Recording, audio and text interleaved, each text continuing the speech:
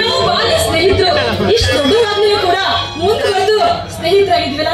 ನಿಜವಾಗಿಯೂ ನಿಮ್ಮಿಬ್ಬರ ಪಡೆದ ನಾನೇ ತುಂಬಾ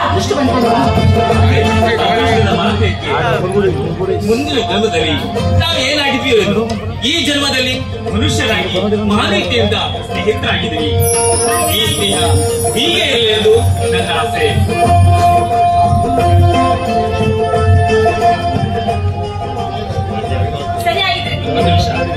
ನೋಡು, ಇವತ್ತು ಸ್ನೇಹದ ದಿನಾಚರಣೆಯನ್ನ ಆಚರಿಸೋಣ. ನೀವೇ ಮೊದಲು ಕೇಕ್ ಕಟ್ ಮಾಡಿ.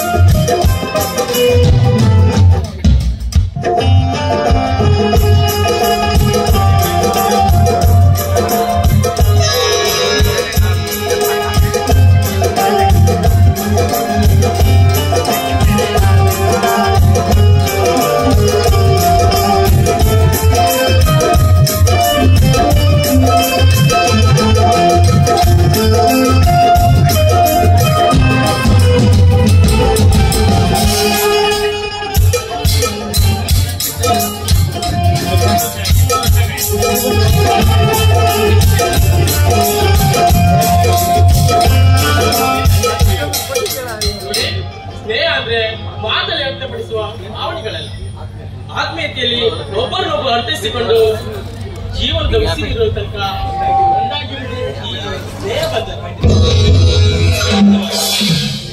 ನಮ್ಮವರ 7 ಜನ್ಮದ ಸ್ನೇಹ ಬಂಧನವಿದು. ನಿಮ್ಮಿಬ್ಬರಿಗೂ ಒಂದು ಸಂತೋಷದ ಸರ್ಪ್ರೈಸ್ ಹೇಳಬೇಕಂತ ನನ್ನ ಮನಸ್ಸು ಮಿಡಿಯುತ್ತಾ ಇದೆ. ನನ್ನ ಬಾಲ್ಯದ ಗೆಳತಿ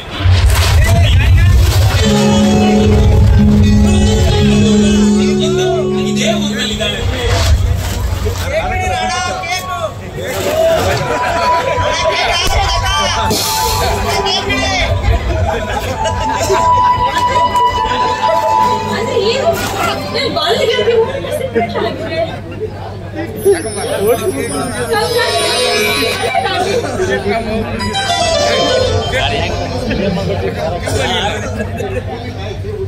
ಅನನ್ಯ, ಭೂಮಿಕಾ ಈಗ ಇದೇ ಊರಿನಲ್ಲಿದ್ದಾಳಂತೆ.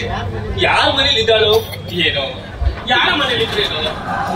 ಇದೇ ಊರಿನಲ್ಲಿ ಇದ್ದಾಳೆ ಮುಂದೆ ಒಂದಲ್ಲ ಒಂದಿನ ನಿನ್ನ ಕಣ್ಣಿಗೆ ಬಿದ್ದೆ ಬಿದ್ದಕನು. ನಿನ್ನ ಮನಸ್ಸಿನ ಪಾರಿವಾಳ ನಿನಗೆ ಸಿಕ್ಕೇ ಸಿಗ್ತಾಳ.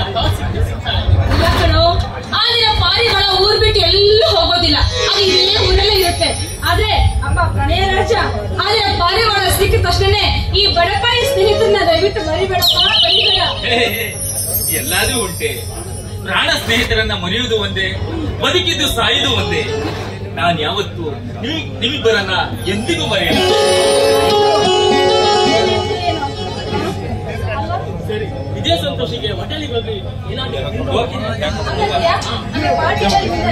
3 ಜನ ಒಂದೇ ಬೇಕು.